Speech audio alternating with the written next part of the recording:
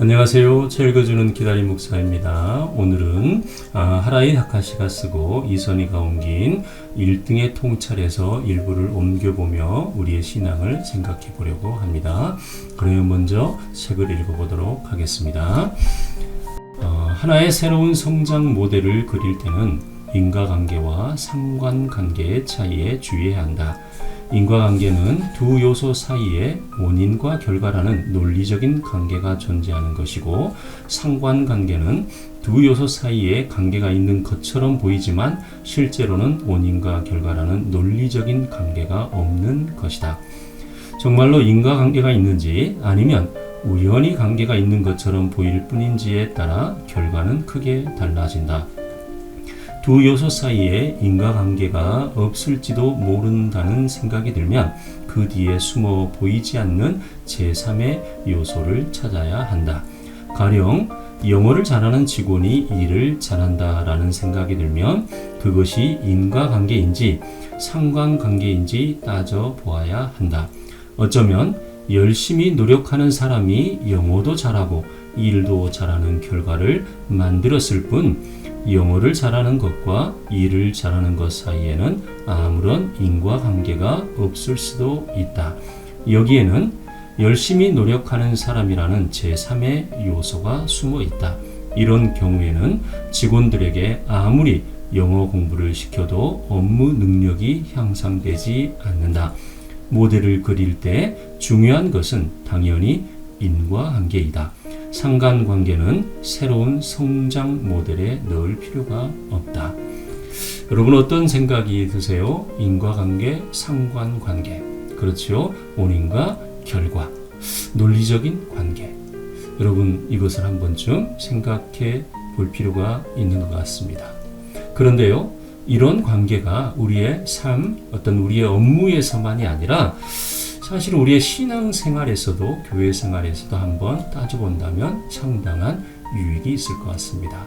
그래서 제가 한번 이런 생각을 해보았습니다.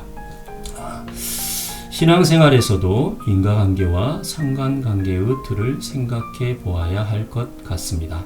흔히 오랜 신앙의 연조를 가진 성도라고 해서 그 신앙심이 깊다고 할 수 있는지, 혹은 구역이나 소그룹 모임 등에 잘 참석하고 적극적이라고 해서 무조건 신앙생활을 잘 한다고 할 수 있는지 말입니다.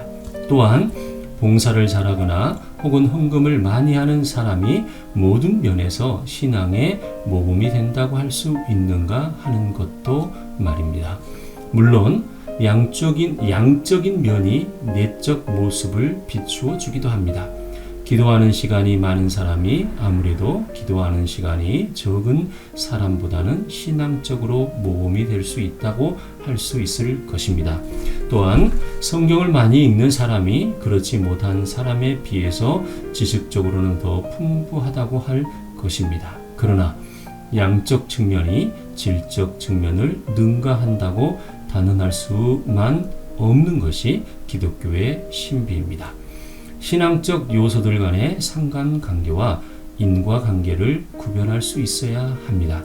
사실 신앙생활을 잘 하다 보니 봉사도 잘하고 섬김도 잘할 뿐 아니라 예배도 소중히 여기게 되고 각종 모임에도 잘 참석하게 되고 헌금 생활도 잘하게 되는 결과를 가져올 수 있어야 합니다. 상관관계와 인과관계보다 앞서서는 안 됩니다. 그러나 교회 안에서 이루어지는 현실은 그렇지 않은 경우도 많습니다. 교회에서 중용되는 인물들이 다른 신앙생활을 하고 있는 이들이라기보다는 신앙 요소 간의 상관관계가 지배적인 양적 측면이 강한 이들이 중요한 직분과 임직을 맡게 되는 경우가 많다는 것입니다. 이런 경우 교우들이 조화롭게 합력하여 선을 이루며 성도의 공동체를 건강한 신앙 형태로 유지하고자 하는 항상성은 상실되고 맙니다. 열심은 있지만 욕심이 있는 성도로 인해 어느 한 곳으로 편향성을 갖게 되면서 인간적인 목적이 먼저 추구되는 신앙 공동체가 형성되고 여러 불협화음이 발생하게 되기도 합니다.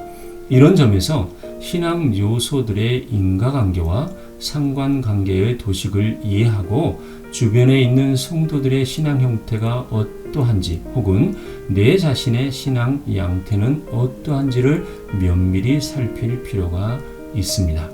하나님 앞에서 바른 신앙을 갖기 위해 애쓰다 보니 신앙의 여러 요소들이 모범적으로 세워지는 건강한 그리스도인이 되어야 함을 잊지 말아야 하겠습니다. 하나님의 부르심에 응답하는 신앙의 양태도 마찬가지입니다. 하나님께서 우리를 부르십니다. 하나님의 도구로 사용하시기 원하셔서 아브라함처럼 모세처럼 다윗처럼 혹은 베드로처럼 우리를 부르십니다. 이 사람들이 믿음의 조상이 되고 위대한 지도자가 되었으며 위대한 왕이 되고 주님의 수제자가 된 것은 하나님께서 복을 주셔서 하나님께서 그들을 도와주셔서 큰 인물로 만들어 주셨기 때문에 그들이 응답한 것이 아닙니다.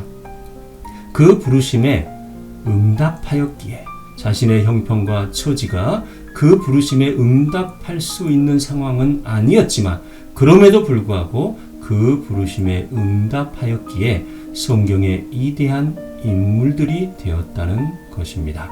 하나님은 오늘도 우리를 사용하시기를 원하셔서 부르시고 계십니다.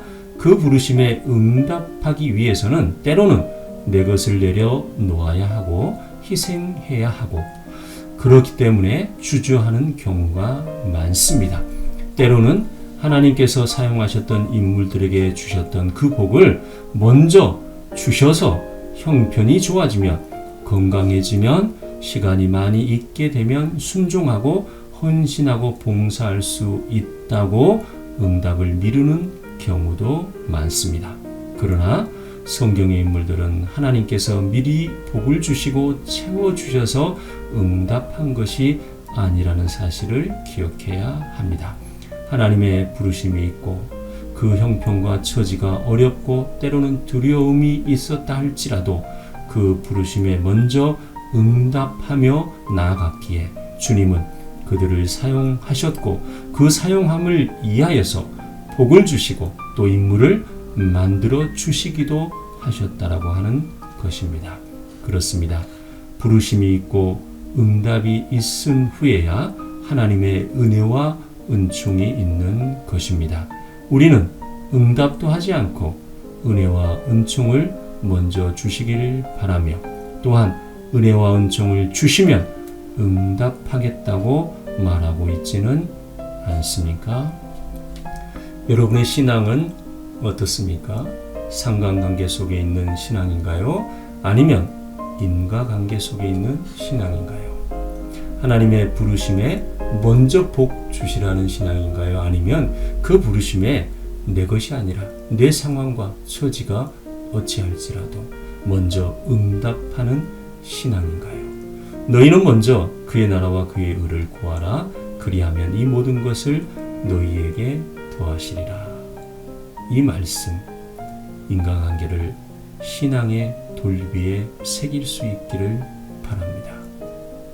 주님께서 여러분과 함께 하십니다. 아멘.